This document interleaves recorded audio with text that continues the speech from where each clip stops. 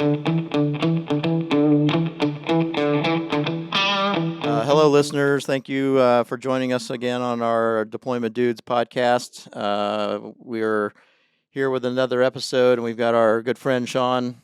How are you doing, Sean? I'm doing just fine. How about yourself? Wonderful, wonderful. We also have a guest today. We have Jaimie from Vectaris. Jaimie, welcome. Yeah, hi. Glad to be How are here. you doing? Good. Good to have you. So this is an opportunity. Our podcast, we're talking a lot of things, deployment, different varieties of things, how we're embracing AI, how we're set up as an organization doing field deployment services work, both in dispatch form, product or project form, also in staff aug form. And one of the things that we are excited about having you today to talk about is how you are helping us and others with productization.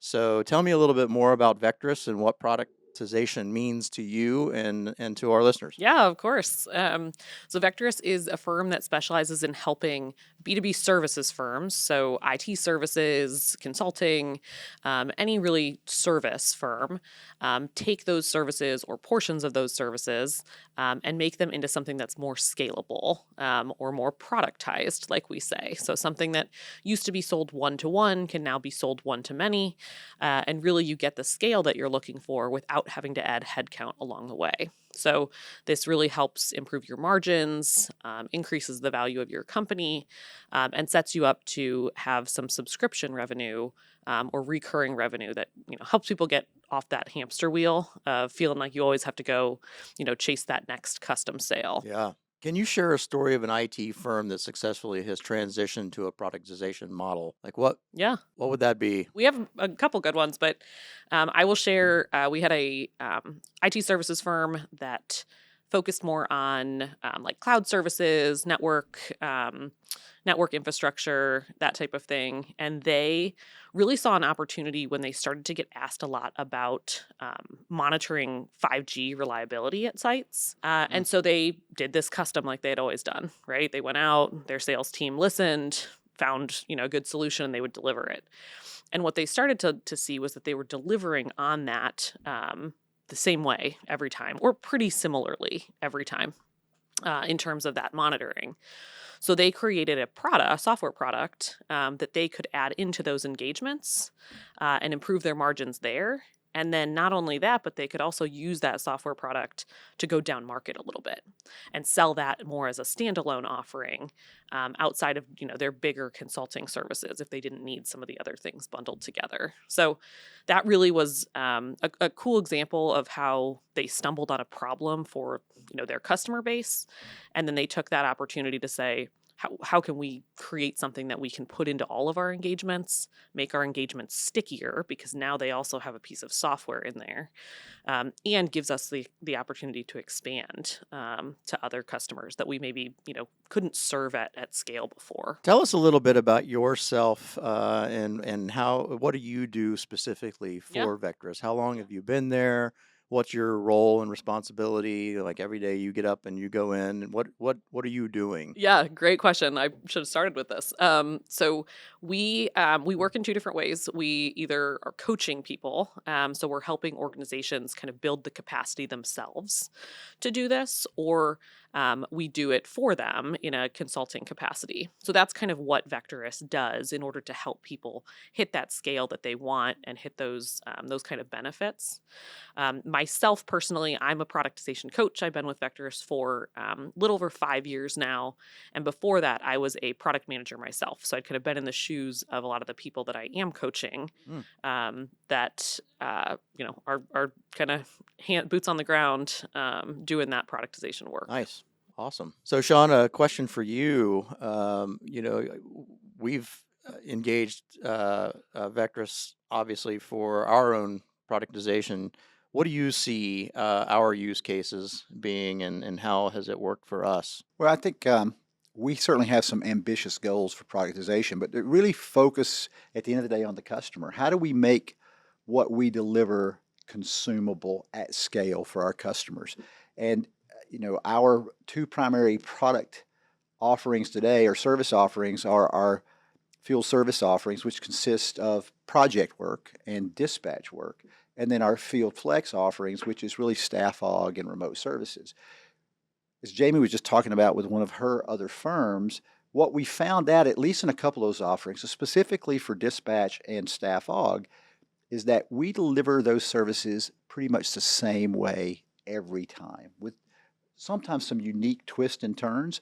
So what we are focusing on right now is taking those two particular services offerings and looking at ways that we can make them, again, more easy to consume on behalf of our clients, more predictable for them, easier for them to both engage in, measure, ultimately manage, and then allows us to be able to deliver those services at scale. Yeah, in our world, Scott and I have been talking about this on our podcast a lot about it's very difficult to bring that same look and feel when you're talking about global, you're talking about being able to respond to customers' needs, and all customers feel like their situations are unique and different, right? And so I think it oftentimes leads an organization to feel like they have to be really super bespoke to address those individual needs. And really, you can look at it through a different lens and think about bundling that together and make it easier, more consumable for our audiences and customers. Don't you think? I think so. That's certainly the goal. We see that too. That is the goal. Everyone does kind of come in with that, like every customer is a unicorn, and it's a lot of change management that goes into it too. Is just the culture change of thinking that way historically, and now saying I'm gonna serve the needs of a segment. I'm gonna find their problems, and I'm gonna create something that I know because I've learned so much about this segment is gonna meet their needs and solve their problems. So there's definitely some change management in there as well. Yeah, and I think this topic dovetails well into this next question for you, and it's how can IT services leaders start thinking more like product leaders? Yeah, great question. I think just starting with the problem. So kind of some like foundational product management is the problem is where we don't spend near enough time. So there's an Einstein quote we always go back to where he said, if I had 60 minutes to solve a problem, I'd spend 55 minutes defining it and just 5 minutes solving it, which is a little bit backwards from how we typically think when we're going and we're talking to one customer. We want to make everything perfect for them. And so, which is great, which has made you a great services firm, but that's difficult for a product org. So I'd say focusing on what are the problems, really understanding the problems of your full customer base. And if you can segment that customer base, that's even better. But going to really focus on problems and not projects or not one customer at a time is really kind of the first step in thinking more like a product leader. And how do you help leaders embrace a test and learn mindset? Yeah, so that goes hand in hand, really making sure that they're comfortable with imperfect progress. So again, a lot of services leaders, professionals have built their careers on being experts and kind of knowing things and being able to tell their customers about those things that they know, share their expertise, and do that in a perfect way, right? We hear a lot of our customers say that we have white glove service, or our customers expect this level of perfection from us. And so as you switch to products, you have to be okay with imperfect progress and really focus on what am I learning to make my product better instead of I'm delivering the perfect solution one time. And so that, maybe being a little bit uncomfortable as you get started with imperfect progress, but making sure that something that's good enough, that's solving the problem, that's still giving them more than they had yesterday, but you're making strides to always iterate and give the customer more value over time, is really leaning into that test and learn. I think that's been one of the things I've been impressed about the Vectaris process so far is you've sort of borrowed and incorporated some of the major aspects of design thinking into your framework, and the ability to go and you're embracing your customers. You're asking them what they want. You're spending all this time finding out what their urgent and expensive problems are so that ultimately the development of your product solves their problems. It's not what you think about how you should solve the problem. It's what they think about how you should solve the problem. So when you think about the ability to be a special snowflake, a unique offering, the customer's telling you what that uniqueness is, and they're giving you, the outcomes they're looking for. So I think being able to incorporate that is a major strength of the program. Absolutely. Yeah, another question for you, Sean, as you have come in and kind of helping us architect and shift our mindset, like how has Kinettix, in your viewpoint, embraced the shift to create a product-friendly culture here? Because we were just talking about the whole bespoke and everyone feeling like they have to tailor themselves to each customer's unique, quote unquote, unique situations. And we've been very much that for many years now, and so helping try to shift this mindset. How do you feel like that's played out? Well, I think it's certainly a process, and I think the challenge is that we're fortunate in that our company is populated with business people. They understand the needs of the business. They understand what our goals as an organization are. So being aligned to those goals and being able to look at, we talked earlier about how we're going to scale. How do we get bigger and better and stay in control of our destiny?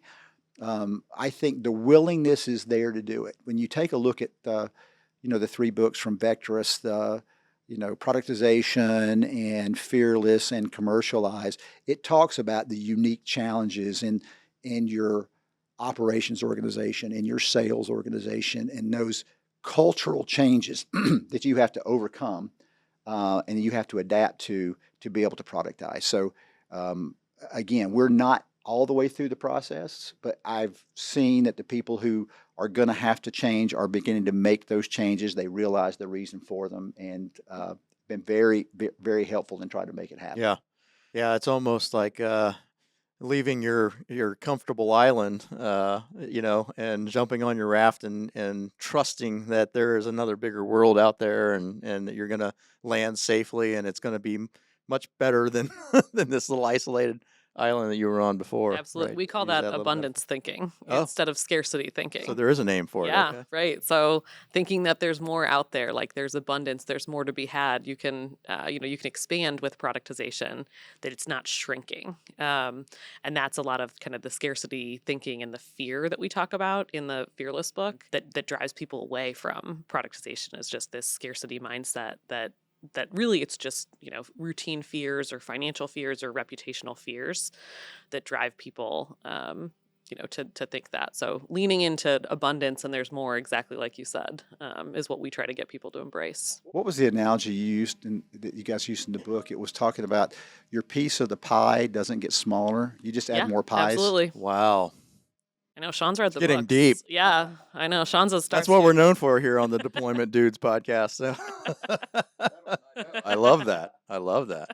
All right, let's jump into we live obviously in a world of AI. What role does generative AI play accelerating productization, and how IT firms should be thinking about that? Oh yeah, great question. I could talk about this one all I'm day. full of great questions, by the way, just so you know. I've noticed. I've probably said that a couple times now. So, AI has been really kind of explosive. Lots of acceleration and opportunity there for productization.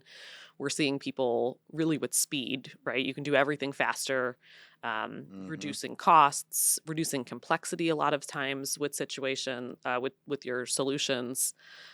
So definitely a lot of opportunity to accelerate productization and really innovation in general. We're seeing even a lot of prototyping tools come out for AI, where prototypes used to take weeks or months to come up with clickable prototypes, now can be done in minutes, hours, days max. So it not only accelerates the actual development or deployment of your products and services, but also that test and learn piece can be accelerated as well. So lots of opportunity. We kind of are at Vectaris under the mindset that like services firms should be capitalizing on it now, right? So that they don't get left behind. Yeah. But there's also, on the flip side of that, there's a lot of, anytime there's opportunity, there's some disruption that comes with that, right? Sure. So what we're seeing with that is people are, I don't want to call it a mistake, but a trap maybe that people are falling into is that they're just saying, do I have the capabilities to implement AI? And usually, especially at IT services firms, the answer is yes, I can do this. And we're really encouraging people to go back to the basics and say, what's the value to your customers of doing this? How is this helping them? And making sure that you're understanding how this might be shifting your value proposition, understanding how you're going to price an AI product maybe differently, if it might be cannibalizing portions of your existing services. So there's a lot of business model change in kind of driving your organization and your services to incorporate more AI. So we're seeing a lot of that come up in terms of what business model change needs to happen, what change management am I going to need at my organization, and really just how am I kind of designing almost the next version of my business, not just AI is another piece of technology that I'm kind of putting into my services. So twofold, it's definitely accelerating. We definitely are encouraging people to use it, but also, don't discount the change that's happening with, time and materials is now kind of going away because of AI. Things like that. Where's your true value? Making sure you're defining that as you're thinking about AI. Yeah, Jaimie, it's great insight here, and we're really glad to have you. I think our listeners are going to enjoy hearing about how to productize. So if we leave our audience with this, if an IT services leader is listening right now and wondering where to start, what's the first step that they should take?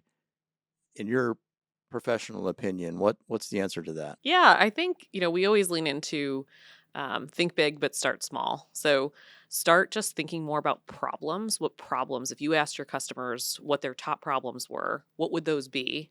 And then think of ways to solve those. So leaning into that kind of product mindset is a big thing. And then kind of letting go of some of that perfectionism as well along the way.